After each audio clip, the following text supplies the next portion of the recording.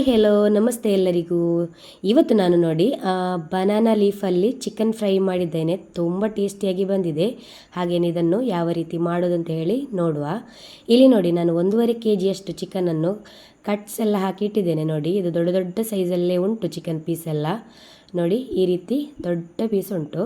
ಹಾಗೆಯೇ ಇವಾಗ ಇದಕ್ಕೆ ಮಸಾಲೆ ಗ್ರೈಂಡ್ ಮಾಡಲಿಕ್ಕೆ ಉಂಟು. ಅದನ್ನು ಇವಾಗ ರೆಡಿ ಮಾಡುವ.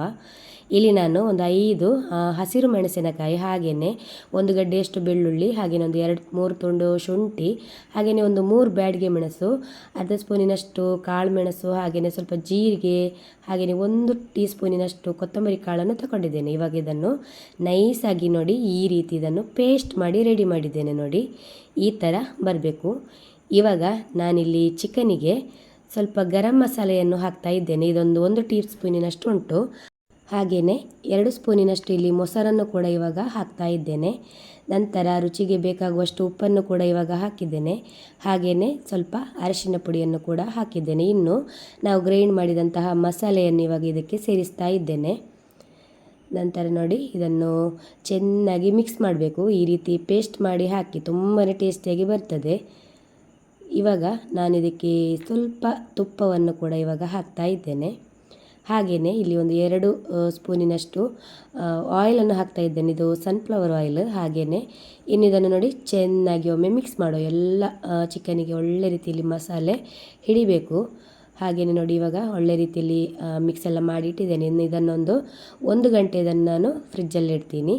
ಹಾಗೆಯೇ ಇಲ್ಲಿ ನೋಡಿ ನಾನು ಬಾಳೆ ಎಲೆಯನ್ನು ಬಾಡಿಸಿ ನೋಡಿ ಕಟ್ಟೆಲ್ಲ ಮಾಡಿ ಇಟ್ಟಿದ್ದೇನೆ. ನಮಗೆ ಎಷ್ಟು ಬೇಕು ಅಷ್ಟು ಕಟ್ ಮಾಡಿ ಇಟ್ಟಿದ್ದೇನೆ. ಹಾಗೆ ಇಲ್ಲಿ 1 ಗಂಟೆ ನಂತರ ನಾನಿಲ್ಲಿ ಚಿಕನನ್ನು ಇವಾಗ ತೆಗೆದಿದ್ದೇನೆ. ಹಾಗೆ ಕಟ್ ಮಾಡಿದಂತಹ ಬಾಳೆ ಎಲೆಗೆ ಇವಾಗ ಒಂದೊಂದೇ ಪೀಸನ್ನು ಇಟ್ಟು ನೋಡಿ ಈ ರೀತಿ ಇದನ್ನು ಫೋಲ್ಡ್ ಮಾಡಬೇಕು. ಒಳ್ಳೆ ರೀತಿಯಲ್ಲಿ ಕವರ್ ಆಗೋ ರೀತಿಯಲ್ಲಿ ಇದನ್ನು ಫೋಲ್ಡ್ ಮಾಡಬೇಕು. ನೋಡಿ ಯಾವುದೇ ಥರ ಗ್ಯಾಪ್ ಇರಬಾರ್ದು. ಚಿಕನನ್ನು ಒಳ್ಳೆ ರೀತಿಯಲ್ಲಿ ಈ ರೀತಿ ಮಾಡಿಚ್ಚುವ. ಇನ್ನು ಇದಕ್ಕೆ ನಾನು ದಾರದಿಂದ ಇದನ್ನು ಫುಲ್ಲಾಗಿ ಇವಾಗ ಕಟ್ತಾ ಇದ್ದೇನೆ. ನೋಡಿ ಈ ಥರ ನೋಡಿ ಫುಲ್ ಇದು ಕವರ್ ಆಗಬೇಕು. ಏನು ಬಿಡಿಸಿ ಹೋಗಬಾರ್ದು ನಾವು ಫ್ರೈ ಮಾಡುವಾಗ. ಆ ರೀತಿ ಇದನ್ನು ಒಳ್ಳೆ ರೀತಿಯಲ್ಲಿ ಇದನ್ನು ಕಟ್ಟಿ ರೆಡಿ ಮಾಡುವ. ನೋಡಿ ಇದೇ ರೀತಿ ನಾನು ಎಲ್ಲ ಚಿಕನ್ ಪೀಸನ್ನು ಇವಾಗ ಕಟ್ಟಿ ರೆಡಿ ಮಾಡಿ ಇಡ್ತೀನಿ.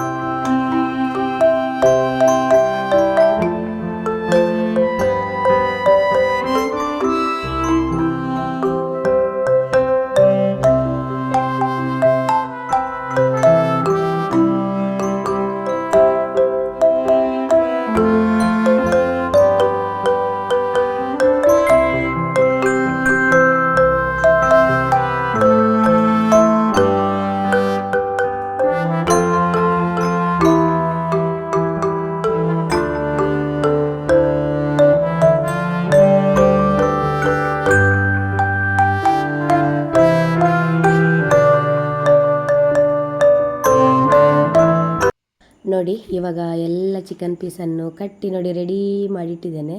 ನೋಡಿ ಎಷ್ಟು ಕ್ಯೂಟ್ ಆಗಿದೆ. ನೋಡಿ ಈ ಥರ ಎಲ್ಲ ಚಿಕನನ್ನು ಕಟ್ ಮಾಡಿ ರೆಡಿ ಮಾಡಿಟ್ರೆ ಆಯಿತು. ಇನ್ನು ನಾನಿವತ್ತು ಒಲೆಯಲ್ಲಿ ಇವಾಗ ಫ್ರೈ ಮಾಡ್ತಾ ಇದ್ದೇನೆ. ಹಾಗೆಯೇ ಬೆಂಕಿ ಕೂಡ ಮಾಡಿದ್ದೇನೆ. ಇವಾಗ ಒಂದು ಹಳೆ ಪಾತ್ರೆಯನ್ನು ಇಟ್ಟಿದ್ದೇನೆ, ನಾನ್ ಸ್ಟಿಕ್ಕದ್ದು.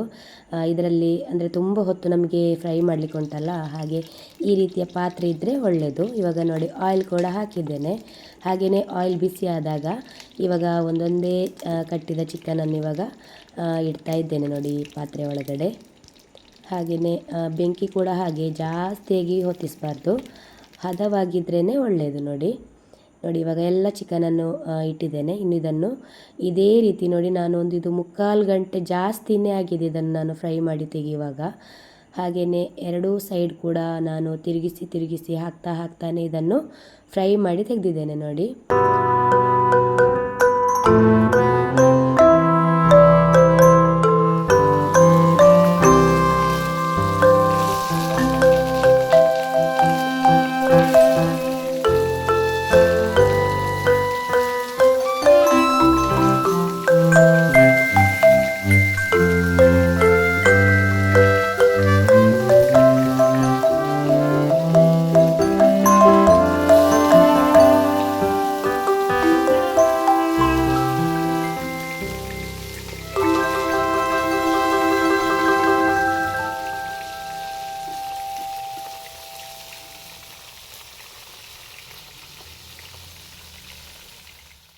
ನೋಡಿ ನಾನು ಈ ಥರ ಫ್ರೈ ಮಾಡಲಿಕ್ಕೆ ಶುರು ಮಾಡಿ ಒಂದು 3/4 ಗಂಟೆಗಿಂತ ಜಾಸ್ತಿನೇ ಆಗಿದೆ.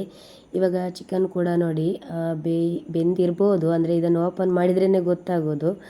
ಹಾಗೆಯೇ ಬೆಂದಿರ್ಬೋದು ಅಂತೇಳಿ ನಾನು ಕೂಡ ಎನಿಸಿದ್ದೇನೆ. ನೋಡುವ ಇದನ್ನು ಇನ್ನಿವಾಗ ನಾನು ಇದನ್ನು ತೆಗಿತಾ ಇದ್ದೇನೆ. ಇವಾಗ ನೋಡಿ ಒಳ್ಳೆ ರೀತಿಯಲ್ಲಿ ಉಂಟು, ನಾವು ಹೇಗೆ ಕಟ್ಟಿದ್ದೇವೆ ಅದೇ ರೀತಿಯಲ್ಲಿಯೇ ಉಂಟು. ಇವಾಗ ನೋಡಿ ನಾನು ಓಪನ್ ಮಾಡ್ತಾ ಇದ್ದೇನೆ. ತುಂಬ ಬಿಸಿ ಕೂಡ ಉಂಟು. ಇವಾಗ ನೋಡುವ ಯಾವ ರೀತಿ ಬಂದಿದೆ ಚಿಕನ್ ಅಂತ ಹೇಳಿ.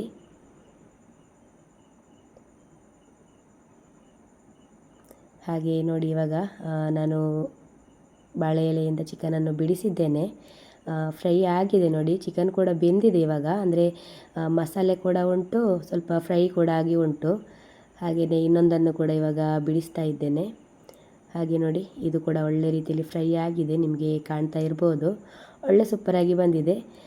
ಹಾಗೆಯೇ ಟೇಸ್ಟ್ ಕೂಡ ತುಂಬಾ ಅದ್ಭುತವಾಗಿತ್ತು ಚಿಕನಿದ್ದು. ಹಾಗೆಯೇ ನೀವು ಕೂಡ ಇದನ್ನು ಖಂಡಿತವಾಗ್ಲೂ ಟ್ರೈ ಮಾಡಿ ನೋಡಿ.